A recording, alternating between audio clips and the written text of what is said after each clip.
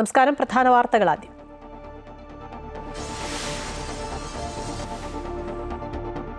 ദാദാസാഹിബ് ഫാൽക്കെ പുരസ്കാര ജേതാവായ മലയാളത്തിന്റെ മഹാനടൻ മോഹൻലാലിന് സംസ്ഥാന സർക്കാരിന്റെ ആദരം.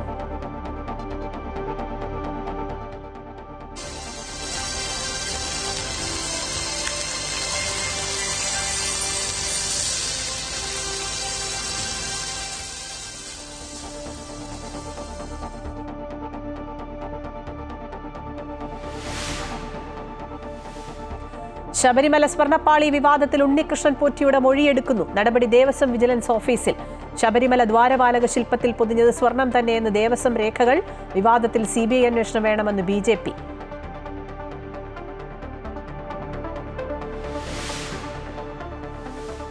കേരള ഭാഗ്യക്കുറിയുടെ തിരുവോണം ബെമ്പർ ഒന്നാം സമ്മാനം എറണാകുളം നെട്ടൂരിൽ വിറ്റ ടിക്കറ്റിന് 25 കോടി രൂപ ലഭിച്ചത് TH 57 78 25 എന്ന നമ്പറിന്. ഭാഗ്യവാൻ കാണാമറയത്ത്. രണ്ടാം സമ്മാനം 1 കോടി രൂപ വീതം 20 പേർക്ക്.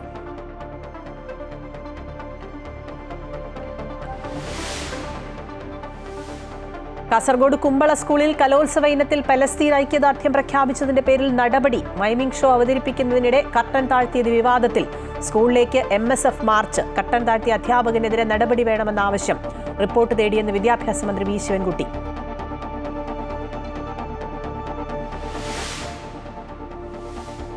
ആദ്യ ടെസ്റ്റിൽ വെസ്റ്റ് ഇൻഡീസിനെ തകർത്ത് ഇന്ത്യ. ജയം 1 ഇന്നിംഗ്സിനും 140 റൺസിനും. രവീന്ദ്ര ജഡേജയ്ക്ക് 4 വിക്കറ്റ്.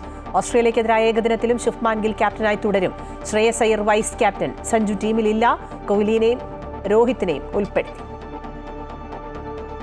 ദാദാസാഹിബ് ഫാൽക്കെ പുരസ്കാരം ലഭിച്ച മലയാളത്തിന്റെ മഹാനടൻ മോഹൻലാലിനെ ആദരിക്കുന്ന ചടങ്ങ് തലസ്ഥാനത്ത് തുടരുകയാണ്. ഇപ്പോൾ മോഹൻലാൽ സംസാരിക്കുന്നു. തത്സമയം.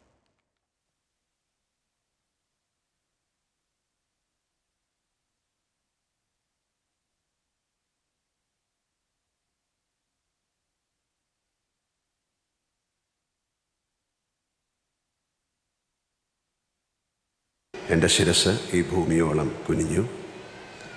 എൻ്റെ കഴുത്തിലണിഞ്ഞ പതക്കത്തിൻ്റെ ഭാരം ഞാൻ ആഴത്തിൽ തിരിച്ചറിയുകയായിരുന്നു ആ നിമിഷങ്ങളിൽ.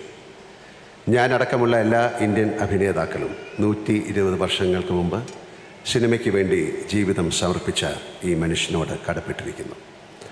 രാജാ ഹരിചന്ദ്രയിൽ നിന്നും ഇന്ത്യൻ സിനിമ എത്രയോ മുന്നോട്ട് പോയി. അതിൻ്റെ ആകാശം ഒരുപാട് വിശാലമായി. അപ്പോഴും ആ ആകാശത്തെ ഏറ്റവും തിളക്കമാർന്ന നക്ഷത്രം ദാദാസാഹിബ് ഫാൽക്കെയാണ് എന്ന് ഞാൻ വിശ്വസിക്കുന്നു. അത് വിദൂര നക്ഷത്രത്തെ ഞാൻ വണങ്ങുന്നു. ഡൽഹിയിൽ വെച്ച് അതിവിശിഷ്ടമായ ദാദാസാഹിബ് ഫാൽക്കെ പുരസ്കാരം വാങ്ങിയ നിമിഷത്തേക്കാൾ ഏറിയ വൈകാരിക ഭാരത്തോടെയാണ് ഞാൻ നിങ്ങൾക്ക് മുന്നിൽ നിൽക്കുന്നത്. അതിന് പല കാരണങ്ങളുണ്ട്. ഇത് ഞാൻ ജനിച്ചു വളർന്ന് കൗമാരവും യൗവനവും ചെലവഴിച്ച മണ്ണാണ്. എൻ്റെ അമ്മയും അച്ഛനും എൻ്റെ ജ്യേഷ്ഠനും ജീവിച്ച ഇടമാണ്. ജീവിതത്തിൻ്റെ സങ്കീർണതകളൊന്നും അറിയാതെ അവർക്കൊപ്പം ഞാൻ പാർത്ത നാടാണ്. ഇവിടുത്തെ കാറ്റും മരങ്ങളും വഴികളും പഴയ പല കെട്ടിടങ്ങളും എൻ്റെ ഓർമ്മകളുടെയും ആത്മാവിൻ്റെയും ഭാഗമാണ്. എനിക്ക് ഈ സ്വീകരണം നൽകുന്നത് എന്നെ ഈ കാണുന്ന ഞാനാക്കി മാറ്റിയ കേരളവും മലയാളികളും അവർ തിരഞ്ഞെടുത്ത സർക്കാരുമാണ്. ഇക്കാരണങ്ങൾ കൊണ്ടെല്ലാം അനുഭവിക്കുന്ന വൈകാരിക ഭാരത്തെ മറച്ചു പിടിക്കാൻ കാലങ്ങളായി ഞാൻ ആർജിച്ച അഭിനയശേഷിക്ക് സാധിക്കുന്നില്ല. 48 വർഷങ്ങളുടെ ദീർഘമായ നടപ്പാതയിലേക്ക് തിരിഞ്ഞു നോക്കുകയായിരുന്നു ഞാൻ. സിനിമ എന്ന സങ്കീർണ കലാരൂപത്തെക്കുറിച്ച് യാതൊന്നും അറിയാതെ ഈ നഗരത്തിൻ്റെ വഴിയോരങ്ങളിൽ വെച്ച് ഞങ്ങൾ കുറച്ച് സുഹൃത്തുക്കൾ ഒരു സിനിമ എടുക്കാൻ ധൈര്യപ്പെട്ടു എന്നോർക്കുമ്പോൾ ഇപ്പോഴെനിക്ക് ഭയം തോന്നുന്നു. അതിൻ്റെ ജോലികൾക്കായി ഈ നഗരത്തിൽ നിന്നും ട്രെയിൻ കയറി ഞങ്ങൾ മദ്രാസിലേക്ക് പോയി. മദ്രാസിയിലെ സിനിമ സ്റ്റുഡിയോകളിൽ ചുറ്റിത്തിരിഞ്ഞു. ഞാൻ ഒട്ടും ആഗ്രഹിക്കാതെ അവിടെ വെച്ച് എൻ്റെ സുഹൃത്തുക്കൾ എൻ്റെ ഫോട്ടോ എടുത്ത് പാച്ചിക്ക എന്ന് ഞങ്ങൾ വിളിക്കുന്ന എൻ്റെ പ്രിയപ്പെട്ട ഫാസിലിനെ അയച്ചു കൊടുത്തു. അങ്ങനെ ഞാൻ മഞ്ഞിൽ വിരിഞ്ഞ പൂക്കളിലെ നരേന്ദ്രനായി ക്യാമറയ്ക്ക് മുന്നിൽ നിന്നു. 48 വർഷങ്ങൾ. ഇങ്ങോട്ട് വരുന്നതിൻ്റെ തൊട്ട് മുന്നേയും ഞാൻ ക്യാമറയ്ക്ക് മുന്നിലായിരുന്നു. എൻ്റെ മുഖത്ത് ദൃശ്യം എന്ന സിനിമയിലെ കഥാപാത്രത്തിൻ്റെ ചായമുണ്ടായിരുന്നു. അതോർക്കുമ്പോൾ വിധി ഏതൊക്കെ വഴിയിലൂടെയാണ് എന്നെ നടത്തിക്കൊണ്ടു പോകുന്നത് എന്നോർത്ത് വിസ്മയിച്ചു പോകുന്നു. അഭിനയകാലത്തെ ഒരു മഹാനദിയായി സങ്കല്പിച്ചാൽ തീരത്തെ മരശിലയിൽ നിന്നും അതിലേക്ക് വീണ ഒരു ഇലയാണ് ഞാൻ. ഒഴുക്കിൽ മുങ്ങിപ്പോകുമ്പോഴെല്ലാം ആ ഇലയെ ഏതൊക്കെയോ കൈകൾ വന്ന് താങ്ങി. പ്രതിഭയുടെ കയ്യൊപ്പുള്ള കൈകളായിരുന്നു അവയെല്ലാം. വലിയ എഴുത്തുകാർ, സംവിധായകർ, നിർമ്മാതാക്കൾ, ഛായാഗ്രാഹകന്മാർ, എൻ്റെ മുഖത്ത് ചായം തേച്ചവർ, കഥാപാത്രങ്ങളിലേക്ക് വെളിച്ചമടിച്ചവർ, ശിക്ഷിതനായ ഞാൻ ചെയ്തതെല്ലാം മടുപ്പില്ലാതെ കണ്ടിരുന്ന എൻ്റെ പ്രിയപ്പെട്ട മലയാളികൾ. ഇത് തന്നെയാണോ എൻ്റെ തൊഴിൽ എന്നാലോചിക്കുമ്പോഴെല്ലാം ലാലേട്ട എന്ന സ്നേഹത്തോടെ എന്നെ വിളിച്ചുണർത്തിയത്.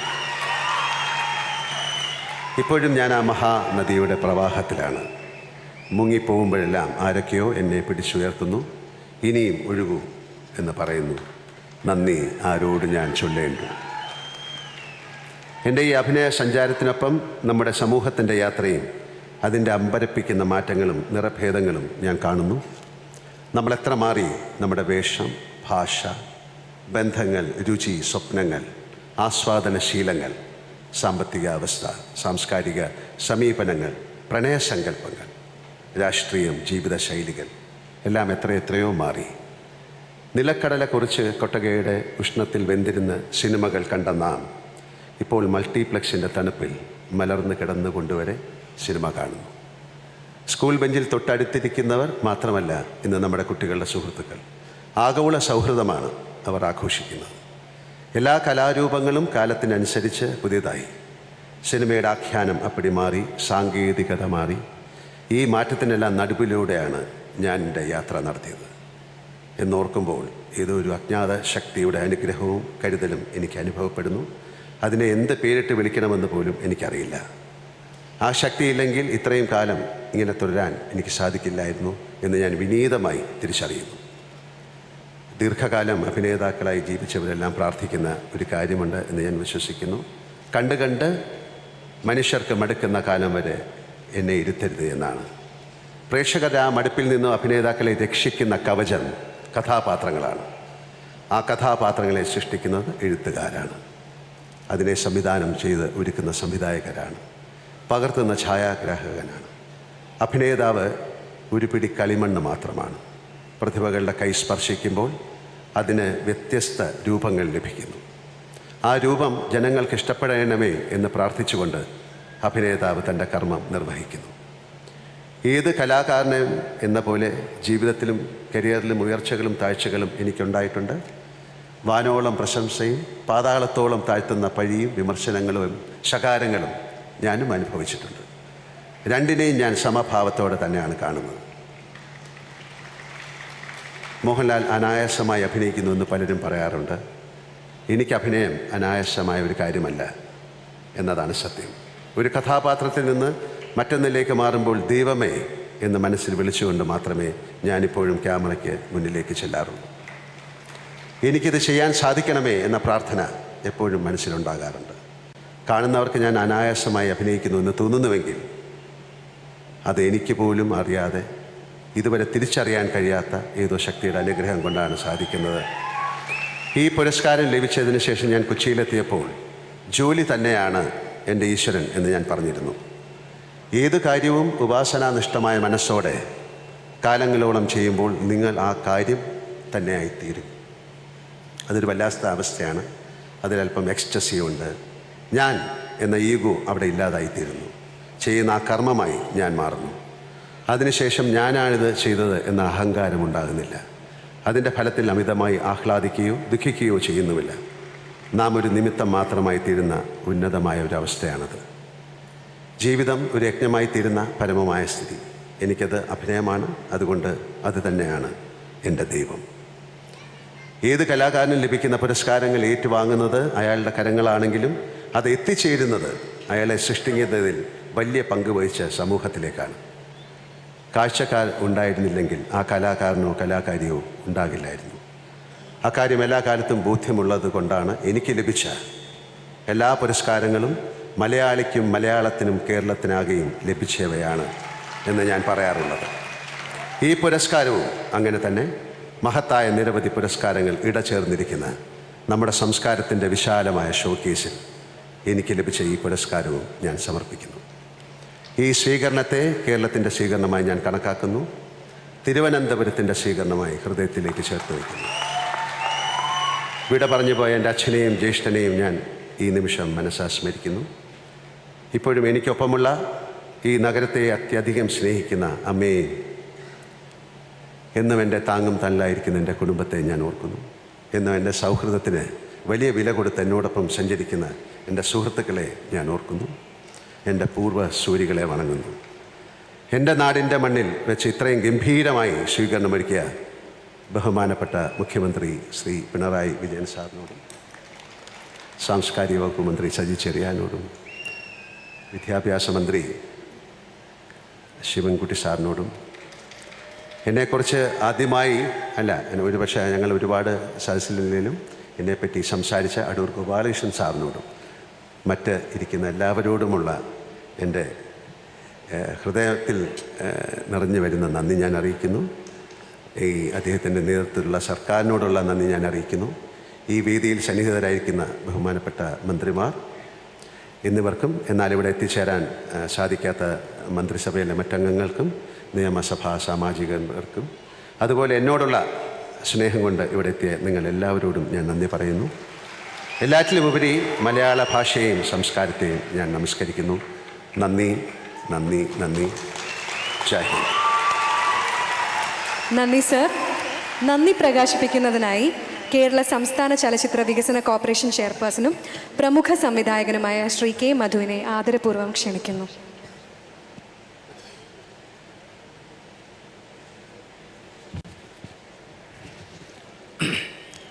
ആദരണീയനായ മുഖ്യമന്ത്രി ശ്രീ പിണറായി വിജയൻ അവർ, ചടങ്ങിന് അധ്യക്ഷത വഹിക്കുന്ന ബഹുമാനപ്പെട്ട തൊഴിൽ വിദ്യാഭ്യാസ വകുപ്പ് മന്ത്രി ശ്രീ ശിവൻകുട്ടി അവർ, ബഹുമാനപ്പെട്ട സാംസ്കാരിക വകുപ്പ് മന്ത്രി ശ്രീ സജി ചെറിയാൻ, CPM സംസ്ഥാന secretary Shri MV Govindan master, ഇന്ന് നമുക്കിവിടെ ഒത്തുകൂടാൻ കാരണക്കാരനായ മലയാളത്തിൻ്റെ മഹാനടൻ ശ്രീ മോഹൻലാൽ, ബഹുമാനപ്പെട്ട ഭക്ഷ്യ പൊതുവിതരണ വകുപ്പ് മന്ത്രി Shri GR Anil, mayor Shrimati Arya Rajendran, A Rahim MP, Shri Antony Raju MLA, Adoor Gopalakrishnan, Joshi ഉൾപ്പെടെയുള്ള എൻ്റെ സിനിമാ രംഗത്തെ സഹപ്രവർത്തകരെ, വേദിയിലും സദസ്സിലും ഇരിക്കുന്ന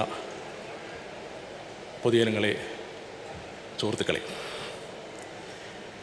ശ്രീ മോഹൻലാലിന് ദാദാസാഹിബ് ഫാൽക്കെ പുരസ്കാരം ലഭിച്ചു എന്നറിഞ്ഞപ്പോൾ തന്നെ അദ്ദേഹത്തിന് സംസ്ഥാനത്തിൻ്റെ ആദരം നൽകണമെന്ന് തീരുമാനിച്ച ആദരണീയനായ സംസ്ഥാന മുഖ്യമന്ത്രി ശ്രീ പിണറായി വിജയൻ അവരോടും സാംസ്കാരിക വകുപ്പ് മന്ത്രി ബഹുമാനപ്പെട്ട ശ്രീ സജി ചെറിയാൻ അവരോടും മലയാള സിനിമാ ലോകത്തിൻ്റെ സംസ്ഥാന സർക്കാരിൻ്റെ ആദരം മോഹൻലാലിന് സമർപ്പിക്കുന്ന ചടങ്ങാണ് മലയാളം വാനോളം ലാൽ സലാം. അതിൻ്റെ ദൃശ്യങ്ങളാണ് പ്രേക്ഷകർ കണ്ടത്. ഏറ്റവും പ്രൗഢമായ ചടങ്ങിൽ ദാദാസാഹിബ് ഫാൽക്കെ പുരസ്കാരം ലഭിച്ച മോഹൻലാലിനെ സംസ്ഥാനം ആദരിച്ചു. തലസ്ഥാനത്തിൻ്റെ ആ ഹൃദയപൂർവ്വമായ സ്വീകരണം മോഹൻലാൽ ഏറ്റവും സ്നേഹത്തോടെ ഹൃദയത്തിൽ ഏറ്റുവാങ്ങുന്ന കാഴ്ചയാണ് നമ്മൾ കണ്ടത്. മറ്റൊരു വാർത്തയിലേക്ക്. ശബരിമല സ്വർണ്ണപ്പാളി വിവാദം ഉൾപ്പെടെ എല്ലാ വിഷയങ്ങളിലും സമഗ്ര അന്വേഷണം കോടതിയിൽ ആവശ്യപ്പെടാനൊരുങ്ങി ദേവസ്വം ബോർഡ്.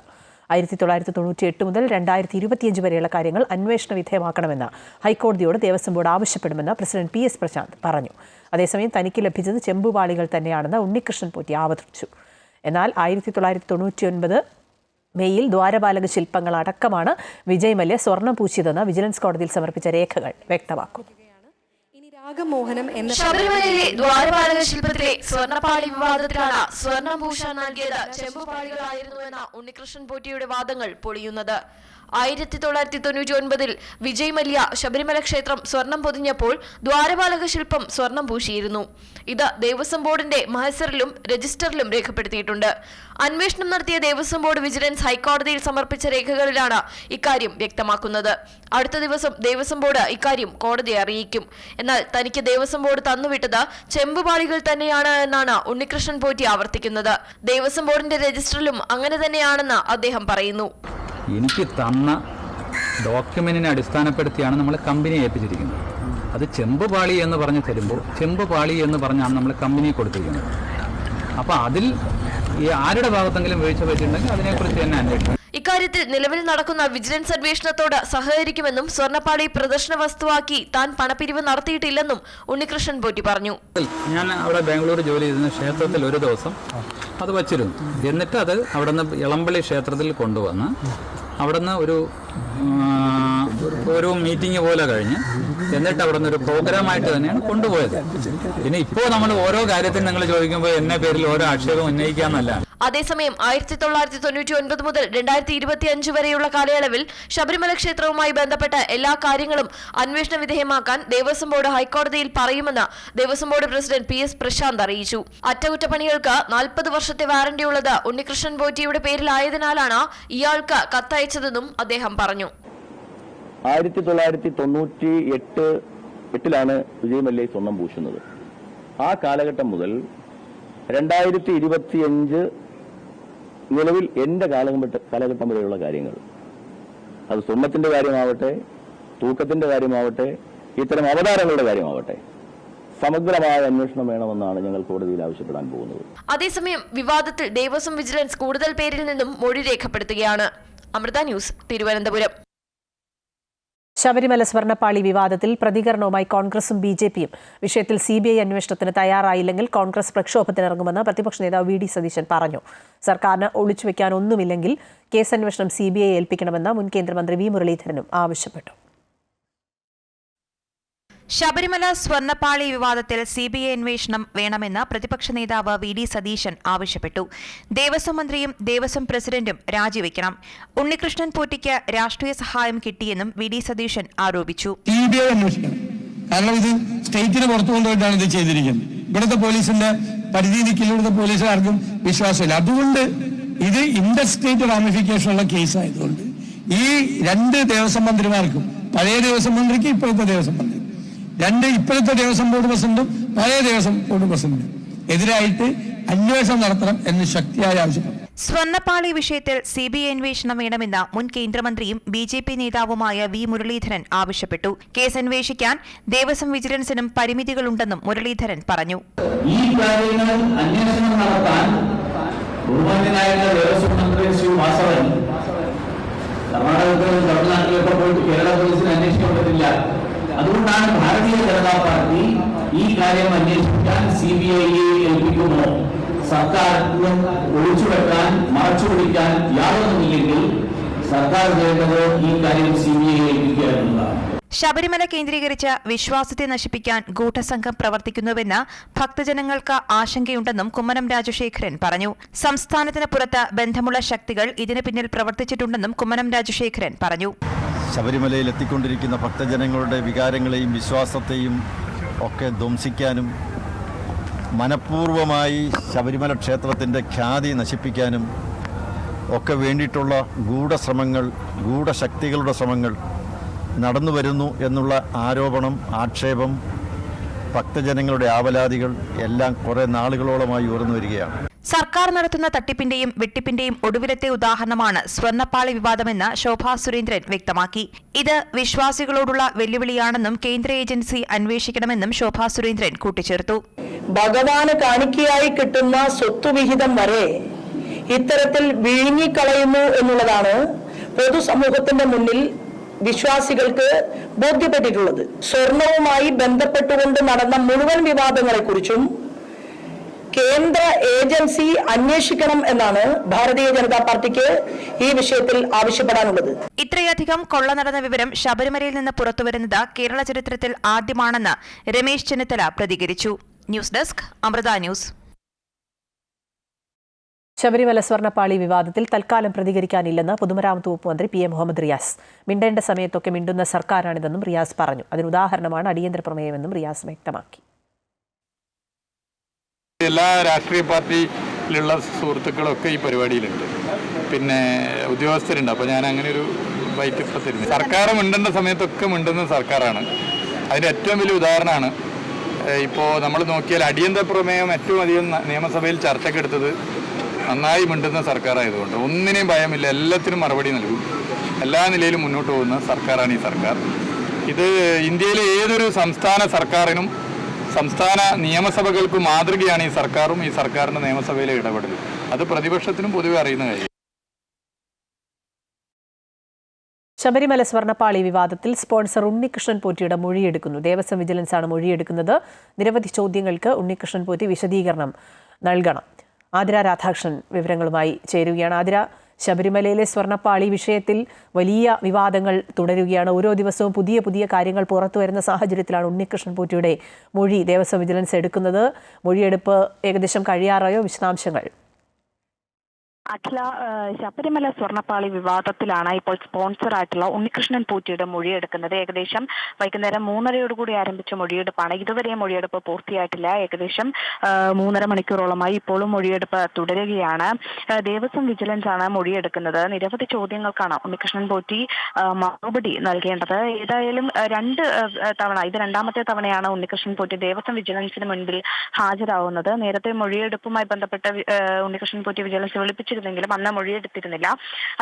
ഇന്ന് മൊഴിയെടുപ്പ് നടത്തുമെന്ന് നേരത്തെ അറിയിച്ചിരുന്നതായിരുന്നു. പക്ഷേ ഒരു വൈകുന്നേരങ്ങളിലായപ്പോൾ മൊഴിയെടുപ്പ് ഇന്നുണ്ടാവില്ല എന്ന തരത്തിലുള്ള അഭ്യൂഹങ്ങളൊക്കെ പുറത്തു വന്നിരുന്നെങ്കിലും 3:30 പെട്ടെന്ന് മൊഴിയെടുക്കുവാനായി വിജിലൻസ് ഓഫീസിലേക്ക് ഹാജരാവാൻ ഉണ്ണികൃഷ്ണൻ പോറ്റിയോട് ആവശ്യപ്പെടുകയായിരുന്നു. അതിനെ തുടർന്നാണ് ഇന്ന് ഉണ്ണികൃഷ്ണൻ പോറ്റി ഇപ്പോൾ വിജിലൻസിന് മുൻപിൽ ഹാജരായിരിക്കുന്നത്. പ്രധാനമായും ഈ സ്വർണ്ണപ്പാളി അഴിച്ചുമാറ്റി 40 ദിവസത്തോളം, ഏകദേശം 39-40 ദിവസത്തോളം ഈ സ്വർണ്ണപ്പാളി എവിടെയാണ് എന്ന കാര്യത്തിൽ യാതൊരു വ്യക്തതയും ഇതുവരെ ഉണ്ടായിരുന്നില്ല. അതിനുശേഷമാണ് ഈ സ്വർണം പൂശുന്നതിനായി ചെന്നൈയിലുള്ള കമ്പനിയിലേക്ക് എത്തിക്കുന്നത്. ഇത്രയും ദിവസം ഈ സ്വർണ്ണപ്പാളി എവിടെയായിരുന്നു എന്നത് സംബന്ധിച്ചതൊക്കെ തന്നെ അവ്യക്തതയും സംശയങ്ങളും ഒക്കെ തുടരുകയാണ്. അതിനോടൊപ്പം തന്നെ ഈ ദ്വാരപാലക ശില്പത്തിൽ സ്വർണം പൂശിയതുമായി ബന്ധപ്പെട്ടുള്ള കാര്യങ്ങളിലും ഇതുവരെ വ്യക്തത വന്നിട്ടില്ല. മാത്രമല്ല, വിവിധ സ്ഥലങ്ങളിൽ നിന്ന് ഈ സ്വർണ്ണപ്പാളി എത്തിച്ച് പൂജ നടത്തി അതുമായി ബന്ധപ്പെട്ട പണപ്പിരിവ് നടത്തിയത് ഉൾപ്പെടെയുള്ള ആരോപണങ്ങളാണ് ഈ ഉണ്ണികൃഷ്ണൻ പോറ്റിക്കെതിരെ ഉയരുന്നത്. അതുകൊണ്ട് തന്നെ ആ വിഷയങ്ങളിലൊക്കെ തന്നെ ഒരു വിശദീകരണം ഉണ്ണികൃഷ്ണൻ പോറ്റി നൽകുന്നുണ്ട്. പ്രധാനമായും ഇന്നത്തെ ഈ വിഷയം അത്രയധികം പ്രാധാന്യവും നിർണായകവുമായ ഒരു ചോദ്യം ചെയ്യൽ, ഒരു മൊഴിയെടുപ്പാണ് ഇപ്പോൾ ഇവിടെ തുടരുന്നത്. ഇന്ന് നൽകുന്ന ഈ മൊഴിയുടെ അടിസ്ഥാനത്തിലായിരിക്കും ഇനി തുടർ നടപടികൾ എന്തൊക്കെയാണ് എന്നത് സംബന്ധിച്ചുള്ള തീരുമാനങ്ങളൊക്കെ തന്നെ വരിക. എന്നാൽ ഈ വിവാദത്തിൽ ആരോപണങ്ങളൊക്കെ തള്ളി ഉണ്ണികൃഷ്ണൻ പോറ്റിയും രംഗത്തെത്തിയിരുന്നു. ഈ ദേവസ്വം ബോർഡ് തനിക്ക് തന്നത് ചെമ്പുപാളിയാണെന്നും അത് ദേവസ്വം ബോർഡിന്റെ രേഖകളിൽ രേഖപ്പെടുത്തിയിട്ടുണ്ടെന്നും ഉണ്ണികൃഷ്ണൻ പോറ്റി മാധ്യമങ്ങൾക്ക് മുന്നിൽ പറഞ്ഞിരുന്നു. സ്വർണ്ണപ്പാളികളിൽ മുമ്പ് സ്വർണം പൂശിയിട്ടുണ്ടോ എന്ന് അറിയില്ല എന്ന തരത്തിലുള്ള തനിക്കെതിരെ ഉയരുന്ന ആരോപണങ്ങളെയൊക്കെ തന്നെ ഈ ഉണ്ണികൃഷ്ണൻ പോറ്റി തള്ളിക്കളയുകയായിരുന്നു.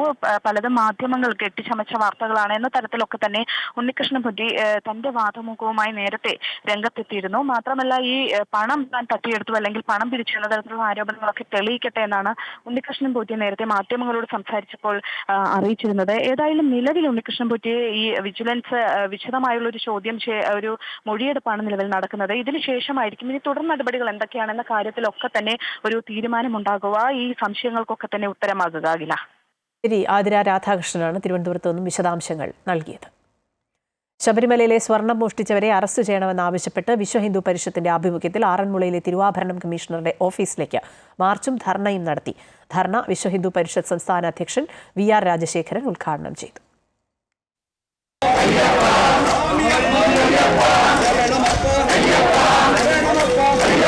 ആറന്മുള മൂർത്തിട്ട മഹാഗണപതി ക്ഷേത്രത്തിന് മുന്നിൽ നാളികേരമുടച്ച് അയ്യപ്പ ചിത്രവുമേന്തി ശരണം വിളികളോടെ നാമജപ ഘോഷയാത്രയായാണ് ആറന്മുളയിലെ തിരുവാഭരണം കമ്മീഷണറുടെ ഓഫീസിലേക്ക് വിശ്വ ഹിന്ദു പരിഷത്ത് മാർച്ച് നടത്തിയത്.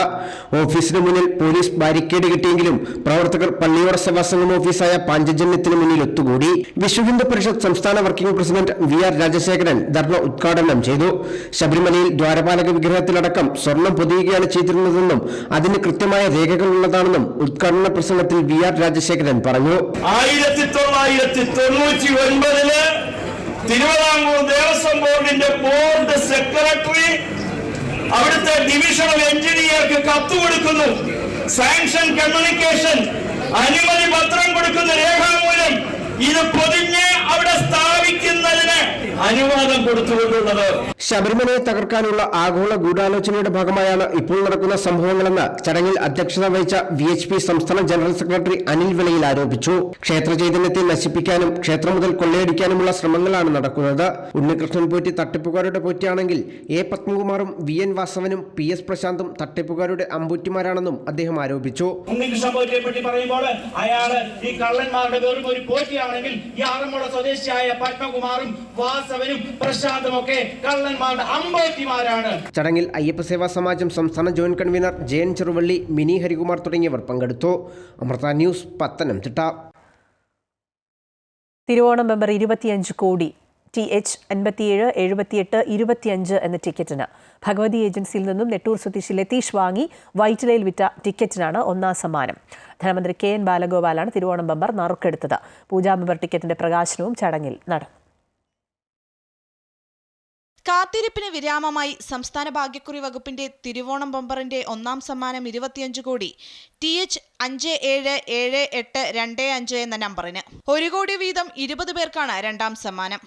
TB 221372, TB 659893, TC 736078 തുടങ്ങിയ 20 നമ്പറുകൾക്കാണ് രണ്ടാം സമ്മാനം. വൈറ്റിലിയിലെ നെട്ടൂരിലെ INTUC ജംഗ്ഷനിലുള്ള ലതീഷ് എന്ന ഏജന്റ് വിറ്റ ടിക്കറ്റിനാണ് ഒന്നാം സമ്മാനമായ 25 കോടി അടിച്ചത്. മൂന്നാം സമ്മാനം 50 ലക്ഷം രൂപ വീതം 20 പേർക്കാണ്. 5 ലക്ഷം രൂപ വീതം 10 പേരാണ് നാലാം സമ്മാനത്തിന് അർഹരായത്. അഞ്ചാം സമ്മാനം 10 പരമ്പരകൾക്ക് 2 ലക്ഷം രൂപ വീതമാണ്. അച്ചടിച്ച 75 ലക്ഷം ടിക്കറ്റുകളിൽ അച്ചടിപ്പിശക് വന്ന ഒരെണ്ണമൊഴികെ എല്ലാ ടിക്കറ്റുകളും വിറ്റുപോയി. വിജയികൾക്ക് ആശംസകൾ നേരുന്നതായി മന്ത്രി KN ബാലഗോപാൽ അറിയിച്ചു. മലയാളികളെല്ലാം ഓണം ബമ്പർ എടുക്കുന്നുണ്ട്. കേരളത്തിൽ എനിക്ക് തോന്നുന്നു ഇവിടെ വന്ന് യാത്ര പോകുന്നവർ അല്ലെങ്കിലൊക്കെ അവിടുന്ന് തന്നെ ബന്ധുക്കൾ ഉൾപ്പെടെ എടുക്കും. ഓണം ബമ്പർ ഓണാഘോഷം പോലെയാണ്. അപ്പോൾ ഓണം ബമ്പറിൻ്റെ ആ തുകയുണ്ട്. ഒന്നാം സമ്മാനം 25 കോടി മാത്രമല്ല, 20 പേർക്കാണ് ഓരോ കോടി വെച്ച് കിട്ടുന്നത്. അപ്പോൾ പല ലോട്ടറിയുടെ എഫക്റ്റാണിത്. പിന്നീട് 50 ലക്ഷം വെച്ചും അതേപോലെ ഉണ്ട്. 5.5 ലക്ഷത്തോളം വരുന്ന സമ്മാനങ്ങളുണ്ട്. ടിക്കറ്റ് വിൽപ്പനയിൽ പാലക്കാടാണ് ഒന്നാം സ്ഥാനത്ത്. 14 ലക്ഷത്തിലധികം ടിക്കറ്റുകളാണ് പാലക്കാട് മാത്രം വിറ്റത്. 2ഉം 3ഉം സ്ഥാനങ്ങളിൽ തൃശൂർ, തിരുവനന്തപുരം ജില്ലകളാണ്. തിരുവനന്തപുരത്ത് പൂജാ ബമ്പർ ഭാഗ്യക്കുറിയുടെ പ്രകാശനവും നടന്നു. ഒന്നാം സമ്മാനമായി 12 കോടി രൂപ ലഭിക്കുന്ന പൂജാ ബമ്പർ ടിക്കറ്റിന്റെ വില 300 രൂപയാണ്. അമൃത ന്യൂസ്, തിരുവനന്തപുരം. കേരള ഭാഗ്യക്കുറി ഓണം ബമ്പർ മൂന്നാം സമ്മാനമായ 50 ലക്ഷം രൂപ പൂഞ്ഞാർ തെക്കേക്കര പഞ്ചായത്തിലെ പയ്യാനിത്തോട്ടം സൂര്യ കുടുംബശ്രീ അംഗങ്ങൾ ചേർന്നെടുത്ത ഭാഗ്യക്കുറിക്ക്. സൂര്യ കുടുംബശ്രീ അംഗങ്ങളായ സൗമ്യ സുജീവ്, ഉഷാ സാബു, ഉഷാ മോഹനൻ, രമ്യ അനൂപ്, സാലി സാബു എന്നിവർ ചേർന്നെടുത്ത TH 66 86 50 എന്ന ടിക്കറ്റിനാണ് സമ്മാനം ലഭിച്ചത്. ഇതിൽ 4 പേരും PMAY പദ്ധതി പ്രകാരം വീട് നിർമ്മാണം നടത്തി വരികയായിരുന്നു. ഫണ്ട് കിട്ടാത്തത് കാരണം വീട് പണി മുടങ്ങിക്കിടന്ന അവസ്ഥയിലാണ് ഇവരെ ഭാഗ്യദേവത കടാക്ഷിച്ചത്.